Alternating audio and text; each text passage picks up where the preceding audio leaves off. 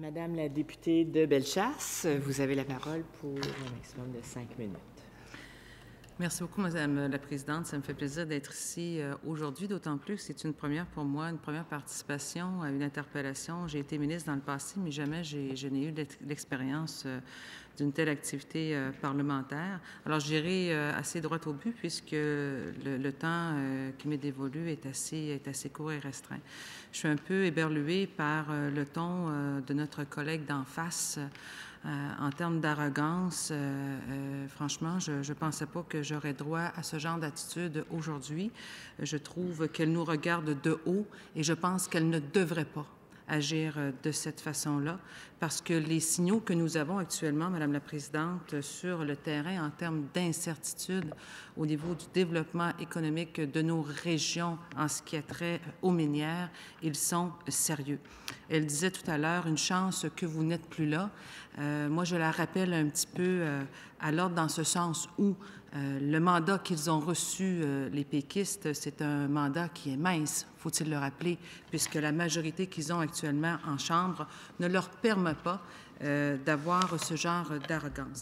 Elle disait tout à l'heure, et j'aimerais corriger ça immédiatement, que nous n'avions pas pensé dans ce plan Nord à la formation. Je lui rappelle au contraire que nous avions déjà imaginé que 2000 personnes par année puissent avoir de la formation d'ici les 5 prochaines années, justement pour venir combler les besoins de nos entreprises.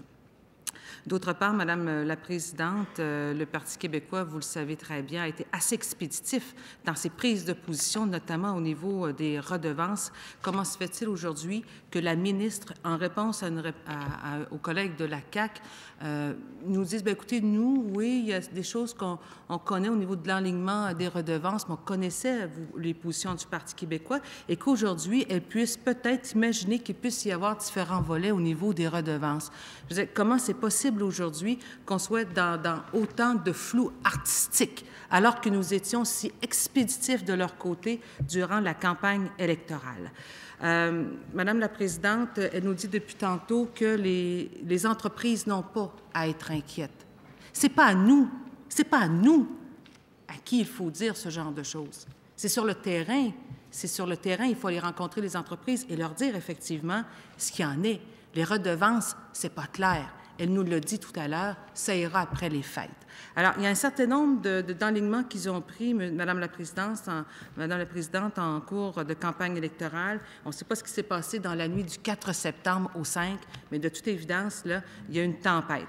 Madame la Présidente, rapidement, au niveau des régions du Québec, on sent un désengagement du Parti québécois. On l'a vu dans le discours inaugural. On a parlé de décentralisation.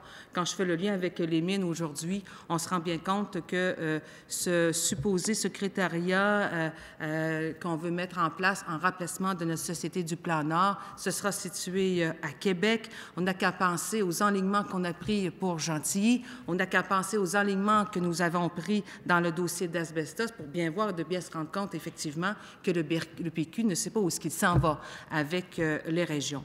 Alors, le Plan Nord, c'était une vision d'avenir, c'était une vision d'espoir, c'est une vision où on développe des services, c'est une vision où on développe de l'emploi, où toutes les régions du Québec peuvent, bien entendu, bénéficier des retombées du Plan Nord. Alors, dans l'incertitude dans laquelle on se trouve aujourd'hui, force est de constater, effectivement, et je pourrais vous citer de nombreux papiers à ce sujet-là, qu'on ne sait pas où est-ce qu'on s'en va.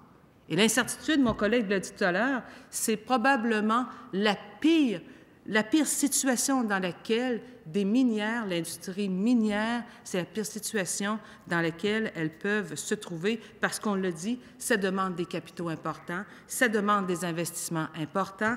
La durée d'une activité minière, de l'exploration jusqu'à l'exploitation, c'est de nombreuses années.